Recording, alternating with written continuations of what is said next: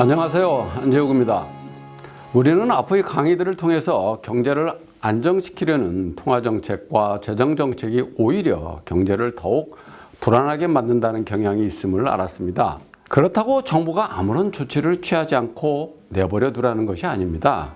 문제가 되는 것은 정부의 재량적인 재정정책과 통화정책이므로 이에 대한 대안을 찾는 것이 중요하죠. 그래서 오늘은 바람직한 경제 안정화 정책이 무엇인지에 대해 말씀드리겠습니다. 결론부터 말씀드리면 바람직한 안정화 정책은 재정정책과 통화정책을 준칙에 따라 수행하는 것입니다. 먼저 재정준칙에 대해 말씀드리겠습니다.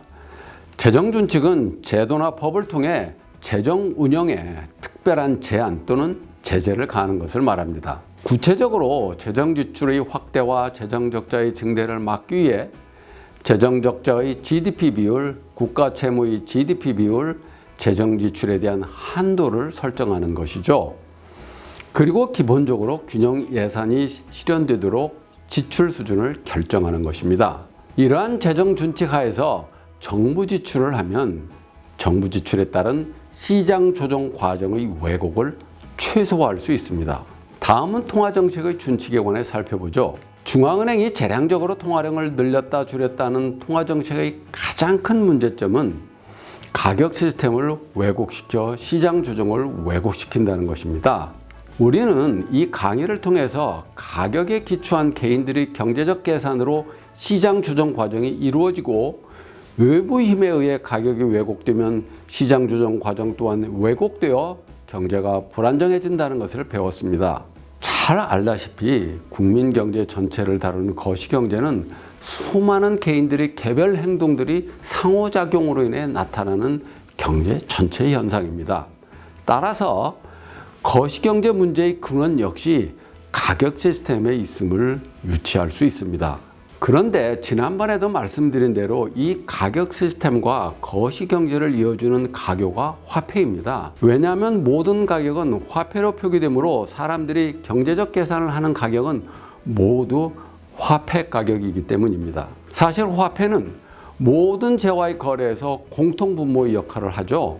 따라서 화폐 가치가 왜곡되면 재화의 가격들이 왜곡되고 재화의 가격들이 왜곡되면 시장 참가자들의 경제적 계산이 왜곡되어 시장 조정이 왜곡되고 국민 경제 전체에 문제가 발생하는 것입니다. 재량적 통화 정책으로 인해 화폐의 수요와 공급이 균형을 이루지 못하면 가격 시스템이 왜곡되어 시장 조정 과정이 왜곡되는 것입니다. 앞의 강의들에서 본 1930년대 대공황과 2008년 글로벌 금융위기 모두 재량적 통화정책에 따른 시장 조정 과정의 왜곡 때문에 발생했죠.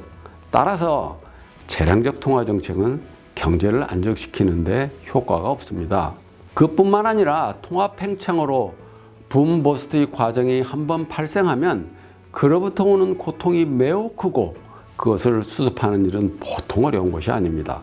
따라서 향후 금융위기가 발생하지 않고 경제적 혼란을 겪지 않기 위해서는 지금과 같이 정부에 의해 화폐가 무분별하게 팽창되는 화폐 금융제도를 개혁해 화폐 가치 안정과 경제의 불안정성을 최소화할 수 있는 방법을 찾아야 합니다. 그것은 중앙은행의 독립성과 준칙에 의한 통화정책이죠.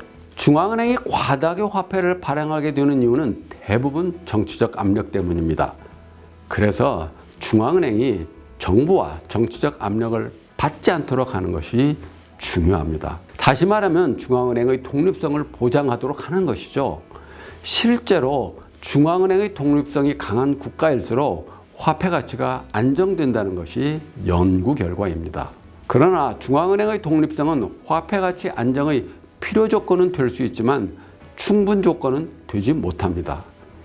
중앙은행 자체가 자신의 이익을 위해 인플레이션적인 통화 발행의 유인을 가질 수 있기 때문이죠. 그러므로 중앙은행이 마음대로 화폐를 발행할 수 없도록 준칙을 정해야 합니다. 준칙에 따른 통화정책의 예로는 밀턴 프리드만이 제안한 통화공급 준칙이나 테일러 준칙이 있습니다. 프리드만의 통화공급 준칙은 경제 성장률에 맞춰 통화 공급 증가율을 정해 실행하는 것이고 테일러 준칙은 인플레이션과 산출량을 고려하여 기준금리를 정하는 것입니다. 이러한 준칙은 경제를 안정화시키는 완벽한 제도는 아닙니다. 그러나 지금같이 재량적으로 화폐를 발행하는 제도보다는 화폐 가치와 경제를 훨씬 더 안정시킬 수 있는 것이죠. 재정준칙이나 통화준칙은 완벽한 것은 아니지만 시장 조정 과정의 왜곡을 최소화할 수 있는 것입니다. 그리하여 경제를 비교적 안정적으로 성장시킬 수 있는 조건을 만들 수 있습니다. 제41강에서 국민경제에서 가장 중요한 것이 안정적인 성장이라고 했었던 것 기억하실 것입니다.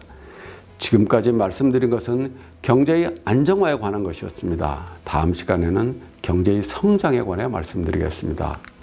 그럼 다음 시간에 뵙겠습니다. 고맙습니다.